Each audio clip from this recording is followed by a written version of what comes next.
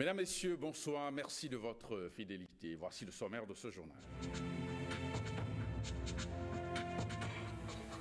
Désormais prêt pour aborder la 11e conférence ministérielle de l'Organisation mondiale du commerce au Brésil, les 4 pays africains producteurs du coton ont défini une feuille de route à la 5e session à Cotonou. Lancement à Cotonou de la 5e société de gestion d'intermédiation SGI en l'africaine de gestion de l'intermédiation. En toile de fond, la mobilisation d'épargne à long terme pour une croissance productive. Et puis le pont de Tovek-Bamay dans la vallée de l'Ouémé bientôt réhabilité. Le ministre des Travaux publics a lancé les travaux sur le terrain, une concrétisation du programme d'action du gouvernement.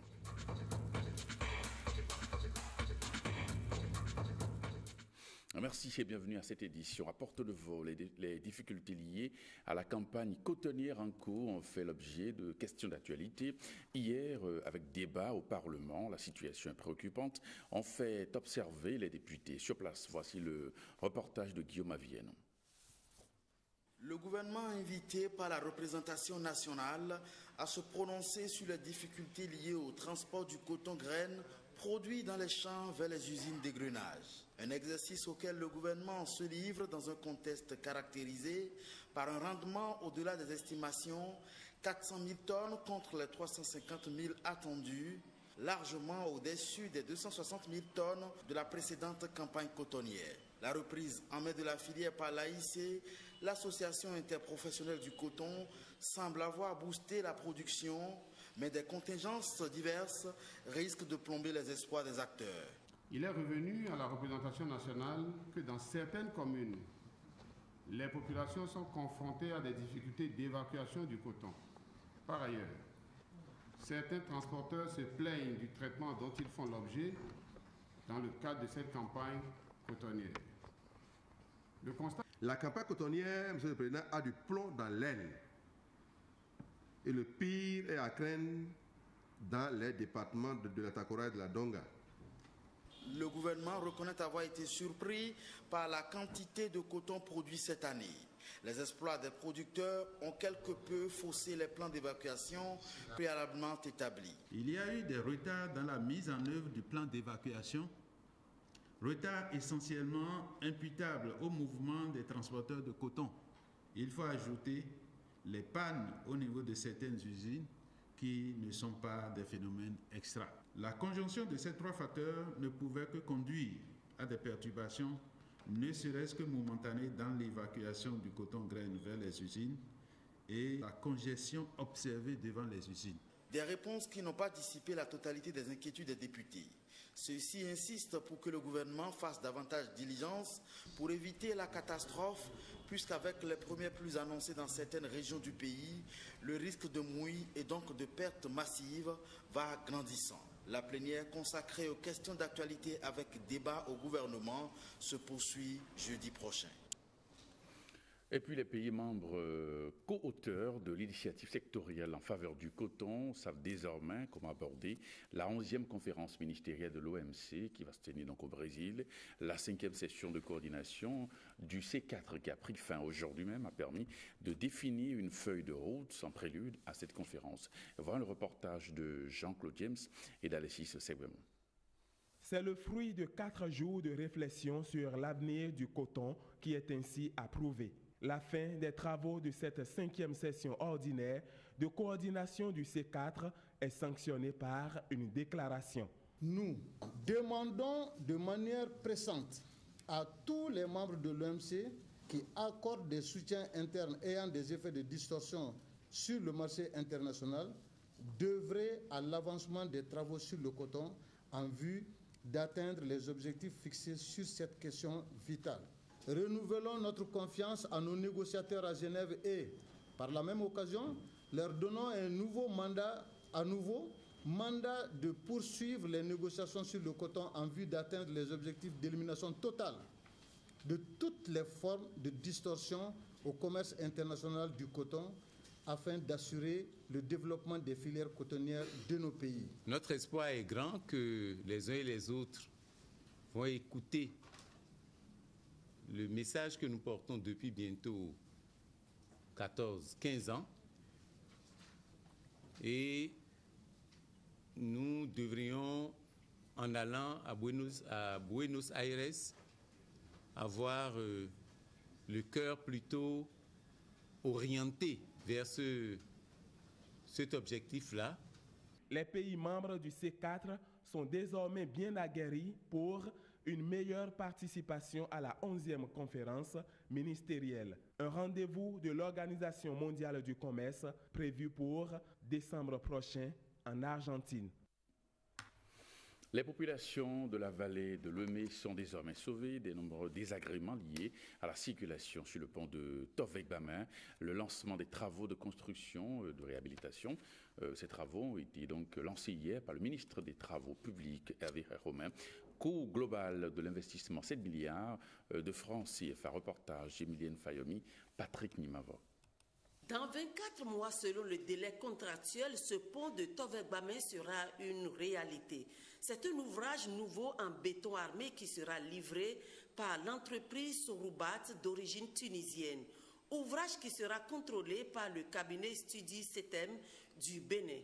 Au lancement des travaux de construction, le maire d'Adjoun a remercié le gouvernement pour les efforts consentis pour sa matérialisation physique. Je voudrais appeler toute la population de la vallée et les usagers de la route sur laquelle sera réalisé ce pont à faire preuve de prudence, de sagesse et de respect des prescriptions qui seront données dans le cadre de la circulation pendant les travaux.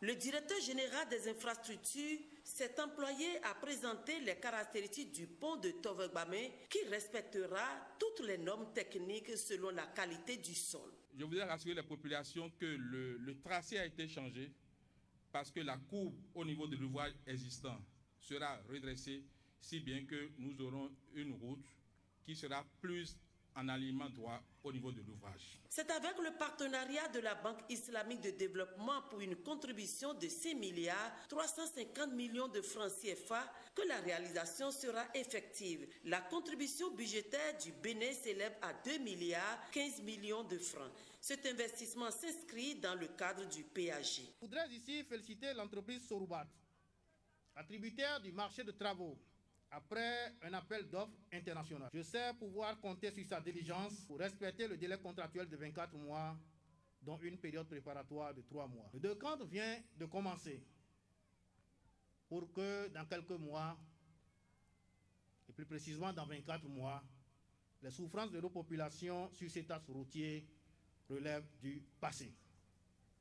Ainsi donc, le temps qui court à partir de ce jour va constituer une période de perturbation de la circulation. C'est pourquoi je voudrais à cette occasion en appeler à la sagesse et au sens de civisme des usagers pour le respect des prescriptions qui seront données dans le cadre de la circulation aux abords du chantier pendant la période des travaux. Soulignons que le pont péage initialement prévu ne sera pas pris en compte faute de financement. Le programme d'action du gouvernement Bénin Révélé a inscrit dans son agenda la réalisation des infrastructures routières sur toute l'étendue du territoire national. Au lancement des travaux de construction du pont de Tovegbamin, le ministre Hervé Romain en a profité donc pour rappeler aux populations les ambitions du gouvernement du président Patrice Talon. Suivons ici un extrait de son allocution. Ce programme comprend, outre l'ouvrage qui nous réunit en ce moment, les principales infrastructures ci-après. L'aéroport de Glodjigbe comprenant une voie express venant de Glodjigbe à Togbain avec un ouvrage de franchissement de la RNIE 1 et un ouvrage de raccordement sur la route des pêches.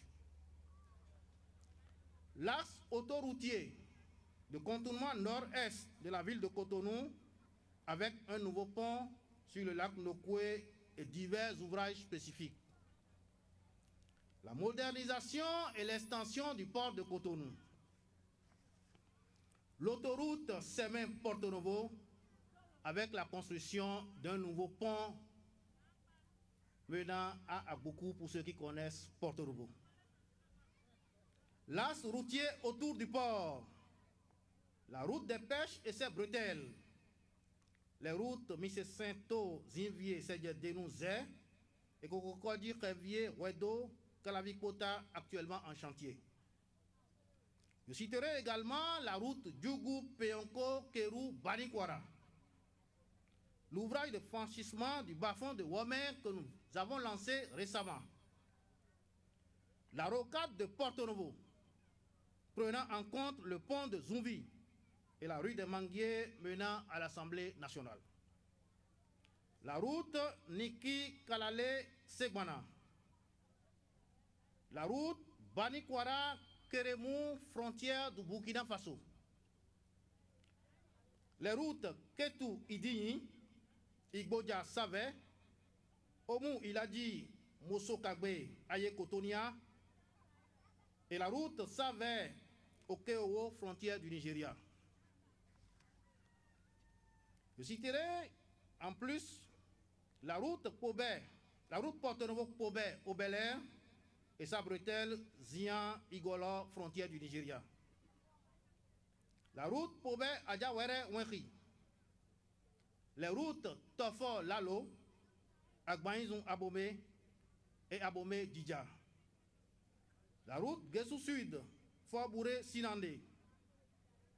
Et les routes Zanyanando-Banamé-Kmawia, Kovek-Banamé, Togre-Zakota.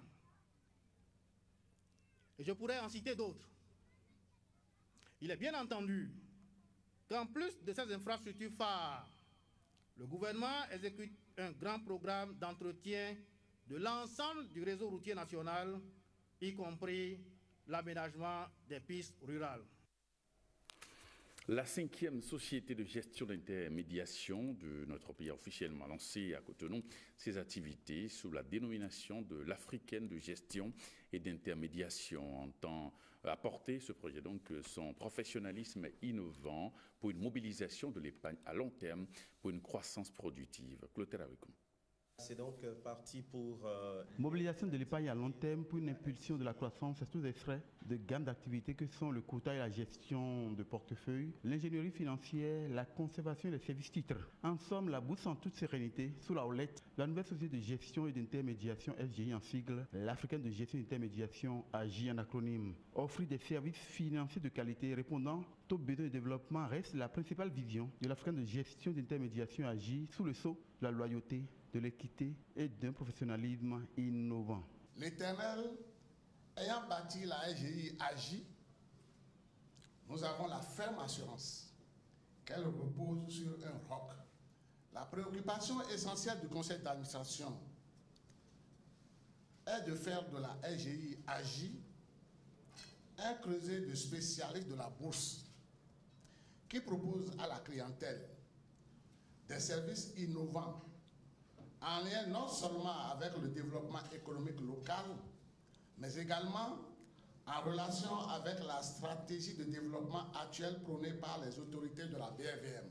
L'arrivée de l'AGI, Africaine de gestion d'intermédiation, sur cette place boursière marque le renforcement du dynamisme de l'économie béninoise. La BRVM salue ici l'arrivée de cette 5e SGI, l'Africaine de gestion et d'intermédiation, sur la place financière du Bénin. Elle a une responsabilité en relation avec le Conseil régional de l'épargne publique et des marchés financiers de vulgariser et de faire partager la culture de la bourse, avec plus d'intervenants et plus de sociétés cotées à la BRVM. La société de gestion et d'intermédiation, l'Africaine de gestion et d'intermédiation, est la 5e SGI au Bénin, créée en février 2016 et agréée 7 mois après, avec un capital initial de plus d'1,4 milliard de francs CFA. Elle est membre de la Bourse régionale des valeurs mobilières, BRVM. Santé à présent, 22e édition de la journée nationale contre la poliomyélite. Parakou a abrité hier le lancement officiel des activités. Témoin de l'événement, Colabordé Boniface Biaou pour le reportage. L'assaut contre la poliomyélite, maladie invalidante, est donné pour une 22e fois au plan national, ici à partir de Parakou. L'autorité départementale du Borgou s'en réjouit. Le département du Borgou, à travers la ville de Parakou, est honoré d'abriter ce jour, jeudi 20 avril 2017, la cérémonie de lancement officiel du premier passage de la 22e édition des Journées nationales de vaccination contre la poliomyélite. Le Bénin, dans la lutte contre cette maladie, a enregistré de grandes performances. Un honneur pour le pays. Depuis la date du 5 juin 2015, le Bénin a été certifié libre de cas de poliovirus sauvage autochtone par le comité régional de certification de la poliomyélite pour l'Afrique. Des poches de résistance de la maladie se notent encore de par le monde et la veille doit continuer. C'est pourquoi les populations sont invitées à faire vacciner tous les enfants. Je voudrais demander aux Béninoises et aux Béninois, où qu'ils se trouvent sur l'étendue du territoire national, de réserver un accueil chaleureux aux équipes de vaccinateurs qui vont sillonner tous les villages et quartiers de ville. Ces journées de vaccination sont couplées avec l'administration de la vitamine A. Elles vont durer du vendredi 21 au dimanche 23 avril 2017. Le comité de travail de la campagne Tolérance Zéro du mariage forcé des filles a été installé hier. Sa mission est d'éradiquer le mariage forcé des enfants en République du Bénin. Suivez le compte-rendu de cette activité avec Mylène Fanon et Rosemont Chakwe. Ils sont au total 35 à s'engager dans la campagne Tolérance Zéro au mariage des enfants en République du Bénin. Eux, ce sont les membres de l'administration ad hoc, d'organisation et de suivi de cette campagne. Ils auront pour tâche d'assurer la mobilisation des acteurs, d'harmoniser les interventions et les messages de la campagne Tolérance Zéro. Le Bénin, ce beau pays, ne doit pas être un pays où une fille sur 3 est mariée avant l'âge de 18 ans.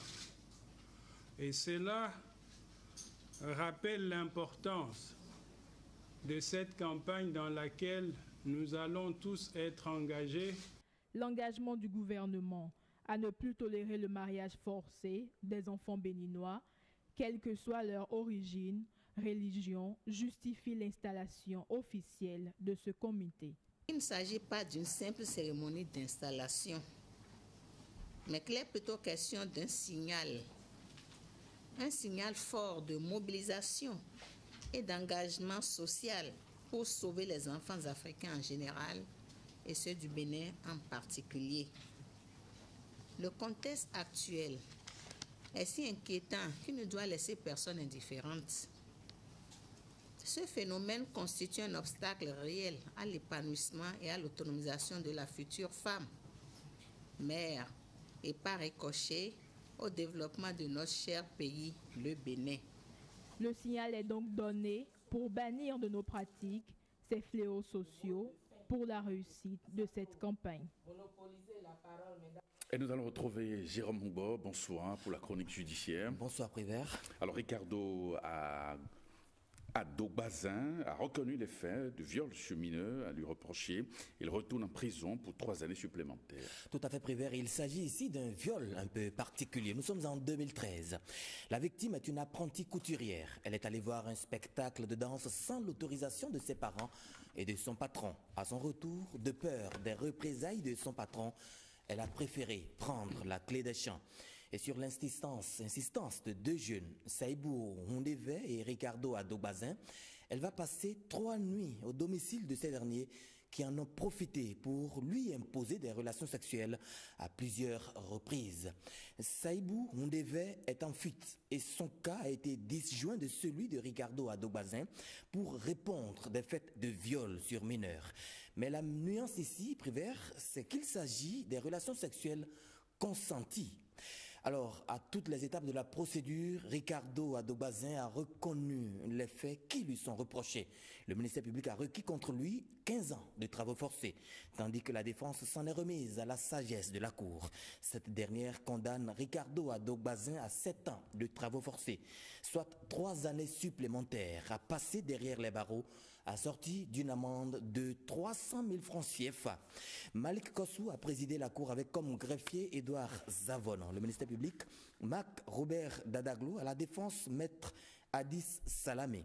Et les intérêts de la partie civile ont été défendus par maître Victoire Elisha Agmari. Alors, Prévert Prosper Noutéou, les travaux se poursuivent lundi prochain. On vous retrouve le lundi, Jérôme Moubo. Tout à fait. Séance de travail ce vendredi avec le président de l'ARC, qui est le directeur international de Transworld Radio Afrique de l'Ouest et Central. Au cœur des échanges, la demande d'une seconde fréquence pour Transworld Radio pour mieux étendre son audience. Écoutons ici le responsable de cette radio au micro de Mylène Fanon et de Dean Bouraïm. Transworld Radio est déjà installé au Bénin depuis 2006. Notre première convention a été signée en juillet 2006. Et nous voulons étendre davantage notre présence au Bénin en vue de couvrir l'Afrique de l'Ouest. C'est dans ce cadre que nous sommes en visite pour nous enquérir des nouvelles de notre demande qui a été soumise depuis plus d'1 an déjà et dont nous attendons encore la réponse. Nous avons rencontré le ministre de la Communication lors d'une visite récente. Nous souhaitons encore la rencontrer cette fois également pour nous enquérir de l'étape qui se trouve au niveau du ministère de la Communication. Ceci est très important. Cette rencontre avait aussi pour objet d'informer la HAC de la prochaine consultation africaine de Transworld Radio qui se tiendra au Bénin. Pour la première fois, nous aurons des partenaires des États-Unis, du Canada, de l'Allemagne, de Norvège, de Danemark, de l'Afrique du Sud, de la Côte d'Ivoire et bien d'autres pays encore qui seront au Bénin le mois prochain, du 18 mai au 26 mai. Et puis le rideau sur la 36e conférence des ministres de la Jeunesse et des Sports de l'espace francophone. Après les travaux, plusieurs décisions ont été prises par les délégations et ministres des Sports des 43 pays membres. Suivons ici les propos du ministre Rosva Domeki, présidente en exercice de la Confégès, au micro de Blaise Adampo et de Petroni Lokosso. J'ai la chance d'hériter de la Confégès au moment où elle marche vers son cinquantenaire. Et donc, j'ai décidé d'opérer un certain nombre de réformes. Je suis heureux que mes collègues ministres des 42 autres pays aient compris et m'aient accompagné dans ces réformes profondes. Ensuite, il y a un besoin de redynamisation de la Confégès elle-même. Et enfin, il y a essentiellement pour nous à faire des choses qui profitent aux populations. Il ne sert à rien d'être une institution, d'avoir du budget et de ne pas avoir un résultat palpable sur le terrain. C'est pour ça que ce mandat sera celui de l'innovation, mais de l'action, pour concrétiser tout ce que nous disons, tout ce que nous planifions, tout ce que nous écrivons, recommandons, sans jamais mettre en œuvre. La priorité des priorités, c'est remettre la Confégès là où elle doit être. Faire en sorte qu'elle soit vraiment perçue partout dans le monde comme étant l'instance suprême. Faire en sorte que la Confégès apporte des solutions aux jeunes de l'espace francophone et bien évidemment aux sportifs. Faire en sorte que ce ne soit plus une institution qui n'existe que dans les réunions ministérielles, mais une institution qui existe dans le cœur des jeunes sportifs, dans le cœur des jeunes africains, parce que, une fois encore, le plus important pour nous, qui sommes gouvernants, qui sommes responsables à divers niveaux, c'est que les populations puissent bénéficier de notre action. Donc ce sera la priorité des priorités, descendre la Confégès vers les populations, agir pour les populations et impacter davantage. Les écureuils juniors de handball peaufinent leur préparation pour la phase continentale du Challenge Trophy. Ce 3e regroupement se déroule au Palais d'Export de Cotonou avec des exercices intensifs depuis ce vendredi. Voilà le reportage d'Hospice Métoli. La pression monte au fur et à mesure que se rapproche la date du 21 mai. Les présélectionnés pour la 3e et avant-dernière phase de préparation de la phase continentale du Challenge Trophy sont poussés dans leur dernier retranchement. Le collège d'entraîneurs dirigé par MSC Biot travaille pour cette phase les réflexes en attaque, Comment déclencher une contre-attaque, accélérer le jeu, choisir l'angle de tir, le positionnement des gardiens sur les phases d'attaque, le choix de la surface à couvrir et la communication avec la défense sont entre autres les aspects tactiques abordés au cours de ces 10 jours de travail. Nous avons travaillé les situations en attaque, d'accord? Et nous allons évaluer au cours du match de samedi et la défense et l'attaque, d'accord? Et je pourrais vous dire que l'équipe est prête pour la compétition, soit à 80 ou à 85%, parce qu'il y a un dernier bloc. Fait nouveau, les séances sur le béton du terrain annexe ont cédé la place au tapis du Palais des Sports, une surface qui améliore la qualité de la préparation. Vous voyez, quand les enfants travaillent sur ça, ça leur permet de faire des gestes facilement. Là-bas, c'est une question psychologique, d'accord? Et si on doit travailler dans ces conditions, on ne peut que avoir le résultat. Là maintenant, les gestes, les enfants appliquent les gestes sans arrière-pensée. On a moins de blessés. Vous voyez, moi je suis très content et je passe par ce canal pour dire merci au ministère de la Jeunesse et des Sports. Côté administratif, tout se déroule comme prévu. Le seul détail qui pourrait perturber un peu la préparation n'inquiète pas outre mesure. Il y a une petite réticence par rapport à l'Éthiopie au regard de la manière dont ils ont organisé la phase régionale. L'IHF est un peu réticent pour leur attribuer la compétition. Ce qui est clair, d'ici la fin de la semaine, nous serons fixés par rapport au pays et par rapport à la date réelle de la tenue de cette compétition. Comme les 2 premières phases de préparation, celle-ci aussi sera clôturée par un match d'évaluation ce samedi au Palais des Sports de Cotonou à partir de 15h. Eh bien, ce journal se referme. Avant de nous séparer, quelques informations sur le programme à partir de 21h. La finale du jeu, l'Arène des Champions, et 2 feuilletons, Les Choix de l'amour et Widek. À 23h, Jérôme Mouba pour le JT Soir. Mais le journal qui s'achève, vous pouvez le retrouver sur notre plateforme www.ortb.bj. Merci et bonne soirée chez vous.